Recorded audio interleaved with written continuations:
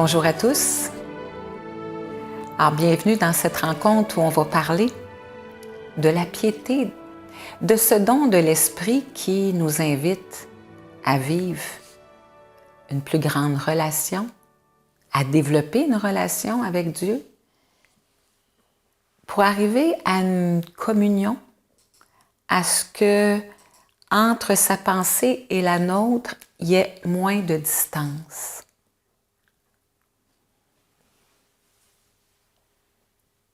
Développer cette relation, bien sûr, on peut le faire par la prière. On peut le faire par des prières toutes faites que l'on connaît. Je pense au chapelet, entre autres. Et vous allez me dire, oui, mais à un moment donné, de répéter constamment « Je te salue Marie, je te salue Marie ». Un jour, quelqu'un m'avait dit, « Tu sais, Christine, dire à quelqu'un qu'on l'aime, il me semble qu'on ne l'entend jamais assez. » Et moi, je m'étais dit, bon, ok, je vais prendre le chapelet comme une occasion pour moi de dire je t'aime à Dieu. Quelqu'un d'autre m'avait parlé du chapelet aussi comme étant, tu sais, c'est un ensemble de petites perles reliées les unes aux autres qui forment finalement quasiment comme un cordon ombilical. Alors, comme un moyen concret de tisser ce lien, un lien plus intime, avec cette présence divine, avec l'amour divin qui veut se donner à nous, qui n'est que don d'ailleurs. Je dis qu'il veut se donner. Ce n'est pas sa volonté de nous le donner, il est don de vie. On a reçu sa vie et c'est ce même don de vie qui veut grandir en nous et on a besoin d'outils. Alors, ce don de l'Esprit Saint qui est la piété existe déjà à l'intérieur de chacun de nous. Prendre le temps de développer ce goût-là d'être en relation avec notre source d'amour, en l'exemple de Jésus, de Marie et de bien d'autres.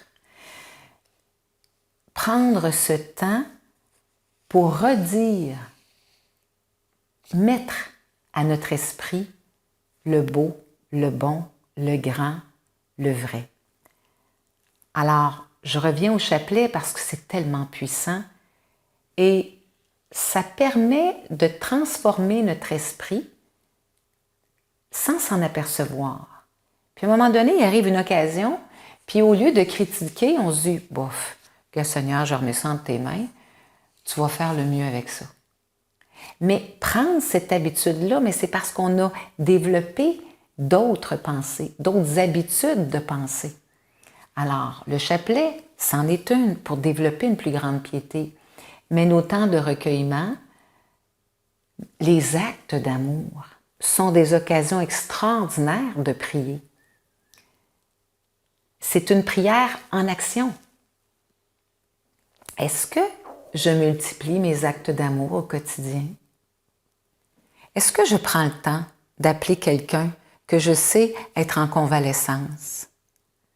Est-ce que je vais cogner à la porte d'un ami que je n'ai pas vu depuis longtemps en ne me disant pas je vais le déranger, mais en me disant je prends juste une chance d'aller y faire un petit coucou? Ça ne prend pas de temps, ça fait tellement plaisir. Faire des actes d'amour, c'est être prière. Dans le prier sans cesse, est inclus nos actes d'amour. En pensée, mais nos actes d'amour dans le quotidien également. Choisir de faire du bénévolat, par exemple, par amour, parce que j'ai un talent puis je veux finalement en faire profiter les autres. Alors, aller aider des jeunes à bricoler, aider un enfant à lire après l'école, à faire des lectures pour des aveugles, mon Dieu, aller aider aux personnes à prendre soin d'eux-mêmes dans leur maison, leur faire de la nourriture. Si j'aime papoter, pourquoi pas? Alors, utiliser nos talents pour être au service de notre prochain, c'est mettre en pratique et faire grandir en nous ce don de piété. Quand on regarde la vie de Jésus, ça a été une vie de contemplation, vous allez me dire, et de prière, mais beaucoup une vie d'amour envers le prochain, concrètement. Marcher, avancer, c'est ce qui nous est demandé et c'est ce qui nous rend heureux. Y a-t-il quelque chose de plus merveilleux que de rendre service à quelqu'un et de voir le bonheur dans ses yeux, de voir le sourire apparaître à quelqu'un à qui on vient de dire « Bonjour, madame, bonjour, monsieur ». Un handicapé, au lieu de faire comme si on ne le voit pas, de le regarder dans les yeux puis de souhaiter une belle journée. Ça coûte pas cher, ça fait tellement du bien.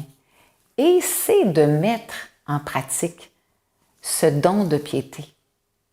C'est d'aider un peu plus à manifester sur la terre la Jérusalem céleste qui nous est annoncée. Ce lien d'être en relation, ça se cultive. Ça se cultive dans les petits actes du quotidien jusqu'à temps qu'on puisse dire, en apprenant exemple qu'on a le cancer, « Seigneur, je te donne ma vie, prends-la puis fais-en ce que tu veux.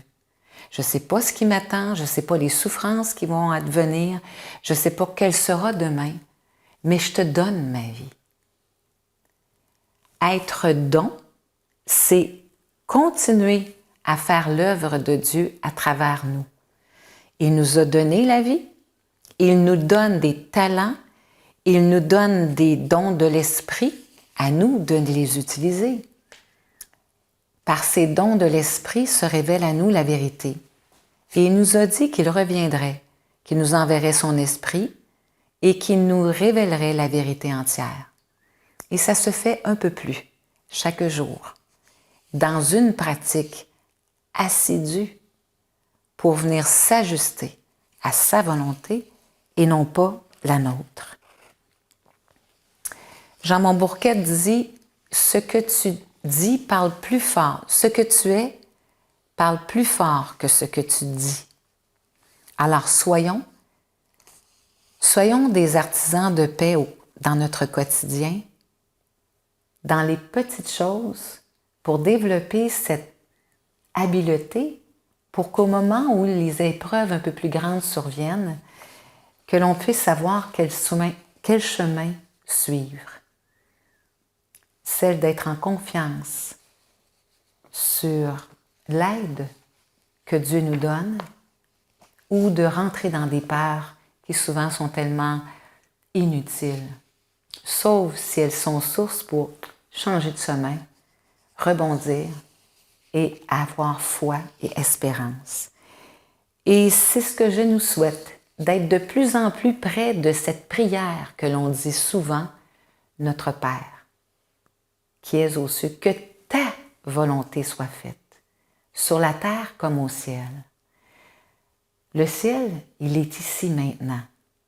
C'est à moi de transformer mes pensées pour le rendre manifeste et surtout pour m'en rendre compte de plus en plus.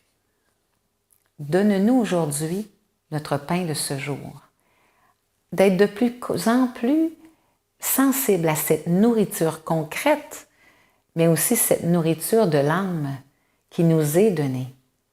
La paix, la liberté, la foi, l'espérance, la charité. Ce sont des nourritures, mais est-ce que c'est assez une nourriture que je m'abreuve? Est-ce que c'est de ça que je me nourris? Est-ce que j'en fais mon élixir de jeunesse dans cette présence éternelle de la vie qui se donne à moi continuellement? Alors c'est ce que je nous souhaite, de continuer à se nourrir à ce banquet extraordinaire des noces auquel nous sommes appelés à dire oui continuellement. Bonne route.